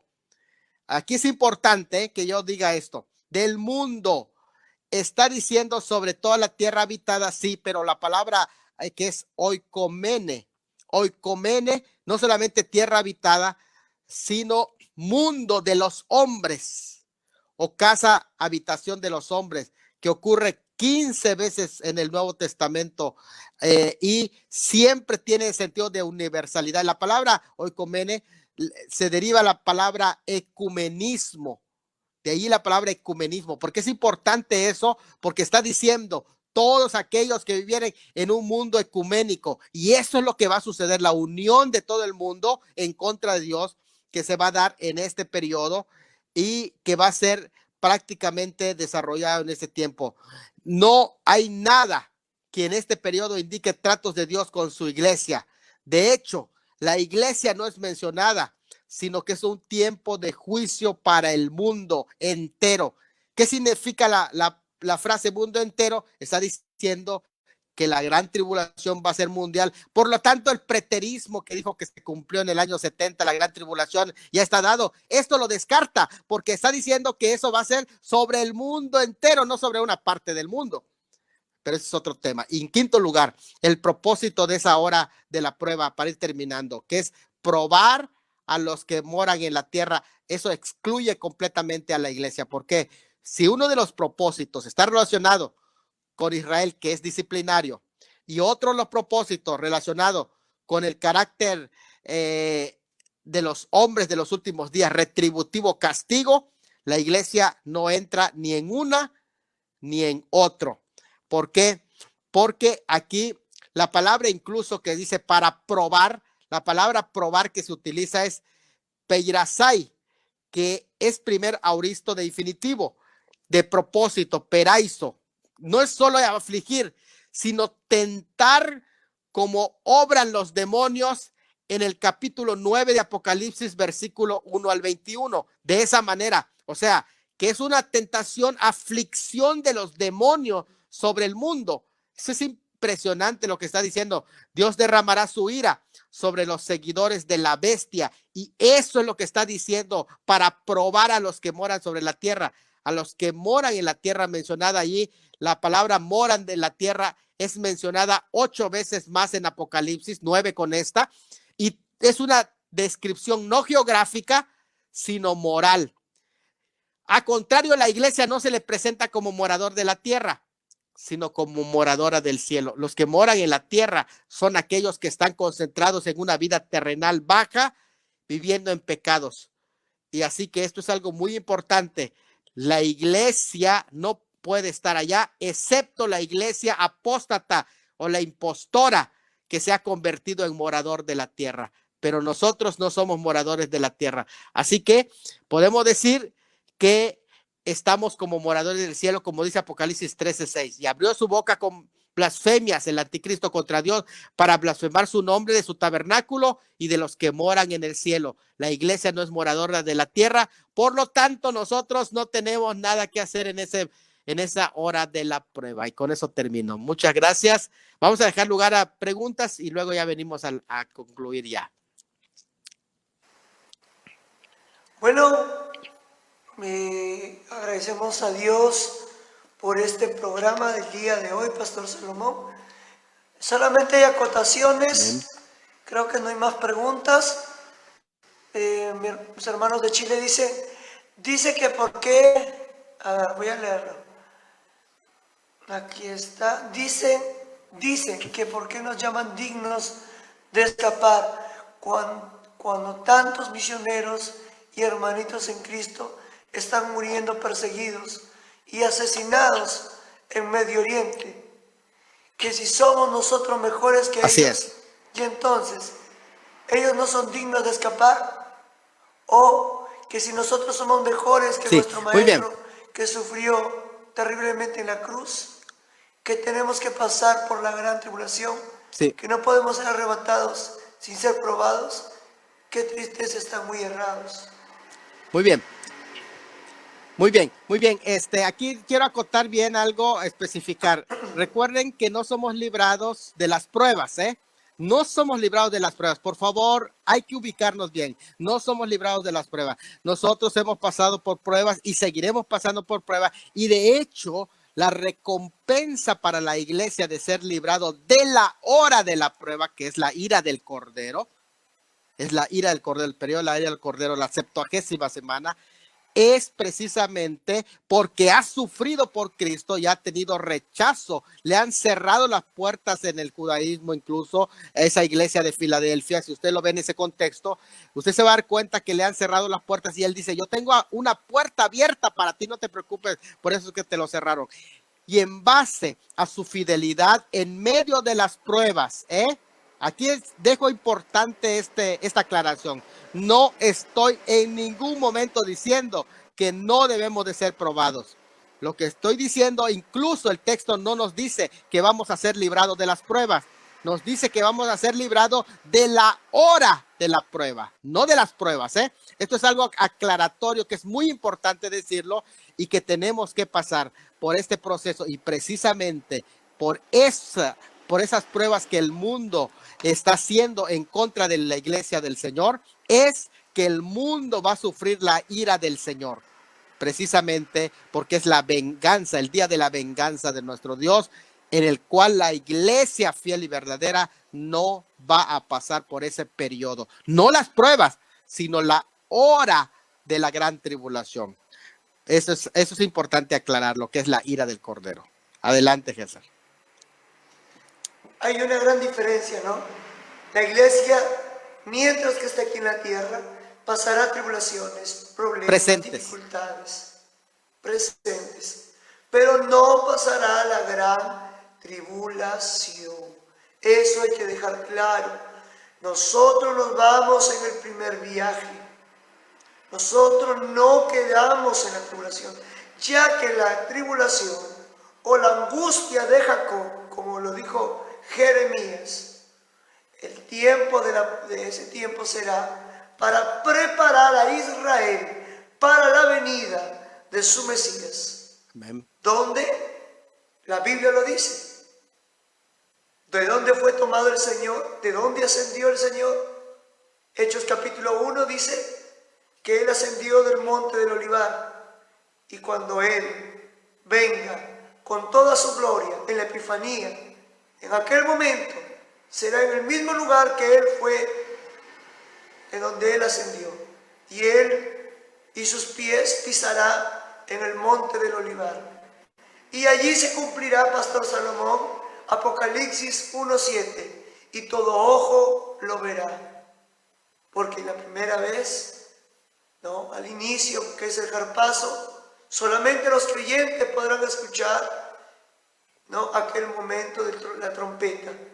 Pero cuando Cristo venga en la Epifanía y en gloria, vendrá a venir con sus santos, con su iglesia, ¿no?, juntamente a cumplir lo que está en las Sagradas Escrituras.